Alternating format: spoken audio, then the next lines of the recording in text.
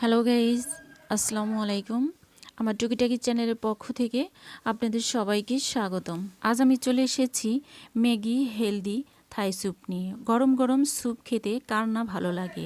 আশা করছি আজকের রেসিপিটি আপনাদের কাছে খুব ভালো লাগবে। তো চলুন বন্ধুরা, স্যুপ তৈরি করার প্রস্তুত প্রণালীটা আমরা একটু দেখে নিই। এখানে আমি প্যাকেট স্যুপ নিয়েছি, ম্যাগি হেলদি থাই স্যুপ। তো আমি এখানে পুরো প্যাকেটটাই নিয়ে নেব। এখানে সামান্য একটু পানি দিয়ে এই স্যুপের পাউডারটাকে আমি খুব ভালো মতো গুলে নেব, যাতে এর ভিতরে কোনো লাম্পস বা দলা না থাকে। তো এটা গুলা হয়ে গেলাম, একটা সাইডে রেখে দিয়ে আমি এখানে 2 পিস মাংস ছোট ছোট করে একদম পাতলা করে স্লাইস করে কেটে নিয়েছি। আর এখানে 2 পিস হাড় ছিল, তো আমি হাড় সহই দিয়ে দিয়েছি। আর এখানে ছোট্ট একটা বাটির হাফ বাটি টমেটো সস নিয়েছি। আর নিয়েছি এখানে কিছুটা চিংড়ি মাছ, আর 2 টুকরা আদা কুচি করে কেটে নিয়েছি, আর রসুন নিয়েছি কুচি করে কেটে। আর এটা হচ্ছে স্যুপের জন্য খুব স্পেশাল থাই পাতা। তো এই থাই পাতা আমি আমার ছাদেই থাই গাছ রোপণ করেছি, তো এখান থেকে আমি 2টি পাতা নিয়ে নিয়েছি। এবার আমি একটা ডিম এর সাদা অংশটাকে রেখে দেব, আর কুসুমটাকে নিয়ে নেব। সাদা অংশটাকে দেওয়া যাবে না, তাহলে স্যুপটা ফেটে যেতে পারে। তো সাদা অংশটা আমি রেখে শুধু কুসুমটাকে আমি ব্যবহার করব। তো সাদা অংশটা রেখে দিয়ে আমি অন্য আরেকটা বাটির মধ্যে এই কুসুমটাকে নিয়ে নেব। আর এর মধ্যে দিয়ে দেব 1 চামচ কর্নফ্লাওয়ার। এবার আমি পানি দিয়ে খুব ভালো মতো এটাকে গুলে নেব, যাতে এর মধ্যে কোনো দলা বা লাম্পস না থাকে।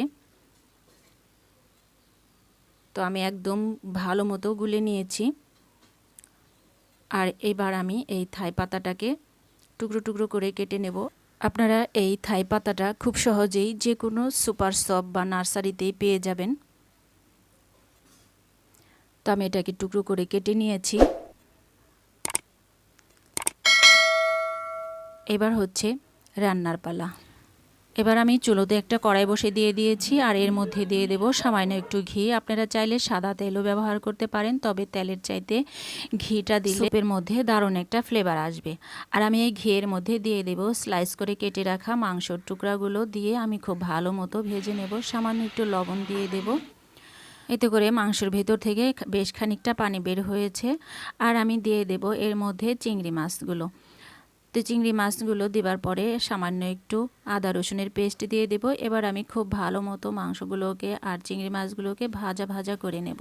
চিংড়ি মাছ আর মাংসগুলোকে খুব ভালো মতো ভাজা ভাজা করা হয়ে এলে আমি এর মধ্যে দিয়ে দেব 3 কাপ পরিমাণ পানি। আমি এখানে যতটুকু পরিমাণ স্যুপ তৈরি করছি, এখানে 4 থেকে 5 জনের পরিমাণ স্যুপ হয়ে যাবে। আপনারা আরও বেশি তৈরি করতে চাইলে আপনাদের প্রয়োজন অনুসারে সব কিছু বাড়িয়ে দিতে পারেন। এবার আমি ঢাকনা দিয়ে ঢেকে বলক আসা পর্যন্ত অপেক্ষা করব। তো বলক চলে এসেছে।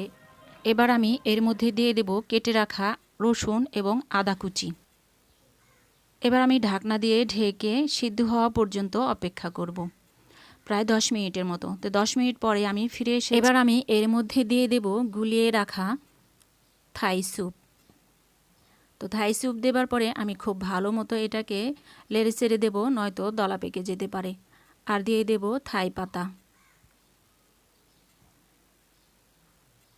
এবার আমি এর মধ্যে দিয়ে দেব যে ডিম আর কর্নফ্লাওয়ার আমি গুলে রেখেছিলাম, সেই ব্যাটারটা দিয়ে দেব। ডিম আর কর্নফ্লাওয়ারের ব্যাটারটা দেবার পরে খুব ভালো মতো লাড়তে হবে, নয়তো দলা পেকে যেতে পারে।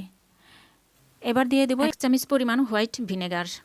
আপনাদের যদি ভিনেগার না থাকে তাহলে একটা লেবুর রস আপনারা করে দিতে পারেন, এতে করে ফ্লেভারটা দারুণ আসবে। আর আমি ফ্লেভারটা আসার জন্য 1 টুকরো লেবুর রস দেব, এবং এই লেবুটার ছিলকা সহ দিয়ে দেব, এতে করে স্যুপের মধ্যে দারুণ একটা ফ্লেভার আসবে। আমি এর মধ্যে 4 চামচের 1 চামচ চিনি দিয়েছি, সেটা স্কিপ হয়ে গিয়েছে। এবার দিয়ে দেব এর মধ্যে টমেটো সস। টমেটো সস দিয়ে খুব ভালো মতো লেড়ে চেড়ে নেব। এবার একটু কালারটা চেঞ্জ হয়ে এসেছে, আপনারা চাইলে ফুড কালার দিতে পারেন। আমি এখানে কোনো কালার দেব না, আপনারা চাইলে এখানে কালার ইউজ করতে পারেন। আমার স্যুপটা কিন্তু একদম রেডি হয়ে গিয়েছে, আমি এবার পরিবেশন করে নেব। আমার রেসিপিটা ভালো লাগলে অবশ্যই কমেন্ট করে জানাবেন, আর আমার চ্যানেলে নতুন বন্ধু হয়ে থাকলে অবশ্যই চ্যানেলটাকে সাবস্ক্রাইব করে পাশে থাকা ছোট্ট বেল আইকনটি অল প্রেস করে দেবেন, যাতে আমি নতুন কোনো ভিডিও আপলোড দেওয়ার সাথে সাথে নোটিফিকেশনটি পৌঁছে যায় সবার আগে আপনার কাছে। আর যারা অলরেডি সাবস্ক্রাইব করেছেন তাদেরকে অসংখ্য অসংখ্য ধন্যবাদ। আজ এ পর্যন্তই, আবার দেখা হবে নতুন কোনো ভিডিওর মাধ্যমে। সে পর্যন্ত আপনারা সবাই ভালো থাকবেন, সুস্থ থাকবেন, আর আমি বিদায় নিচ্ছি। আল্লাহ হাফেজ।